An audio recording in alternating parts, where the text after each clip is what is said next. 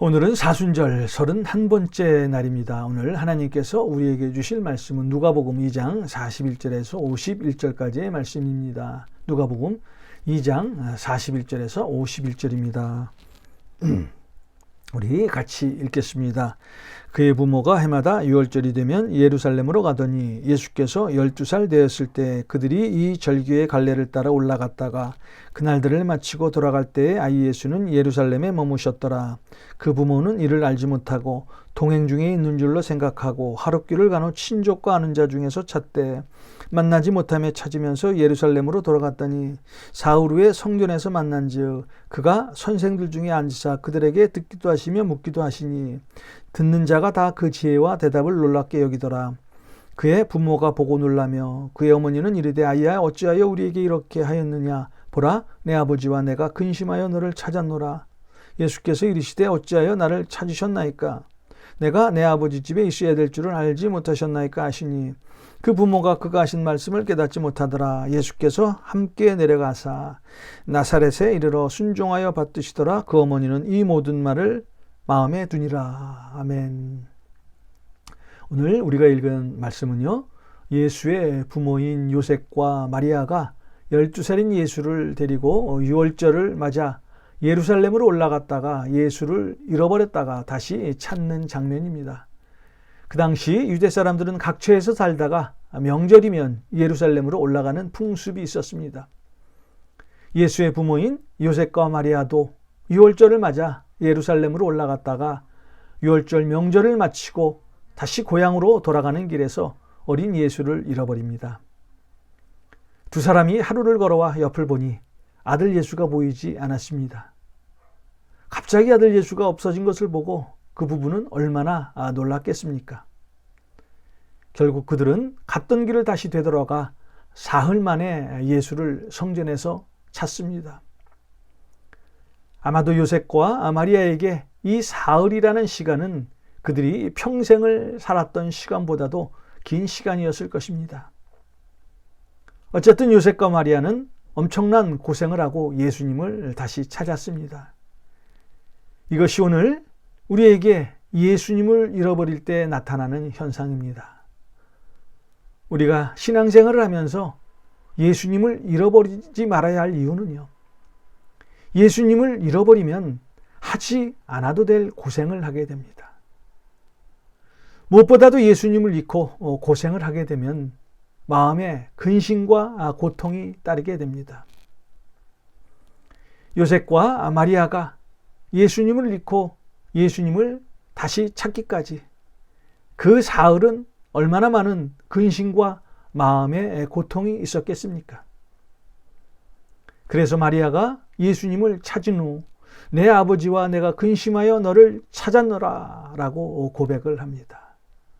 오늘날 많은 그리스도인들이 예수님을 믿는다고 하면서도 하나님을 잃어버리고 사는 경우가 얼마나 많습니까? 주님을 우리 손에서 놓게 되면 우리에게 근심이 떠나지 않습니다.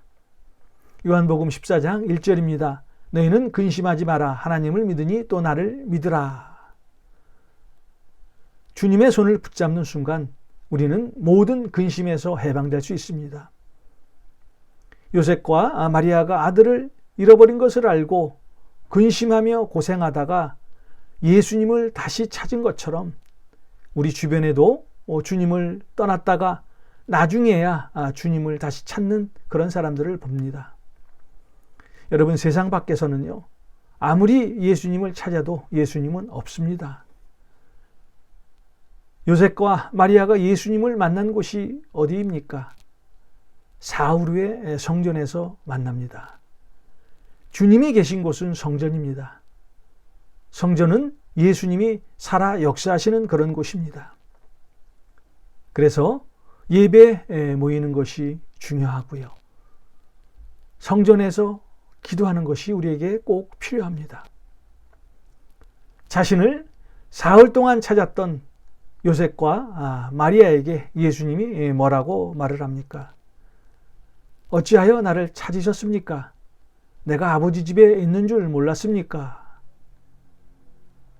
주님을 만나려면 우리는 아버지 집에 있어야 합니다. 세상 안에서는 절대 주님을 만날 수 없습니다. 물론 하나님은 어느 곳에나 계시는 분이십니다. 그러나 하나님이 우리를 만나고 싶어하는 장소는 따로 있다는 것입니다. 사흘 후 예수님이 부모와 만납니다. 자, 예수님을 찾은 후 요셉과 마리아에게 찾아온 변화가 무엇입니까?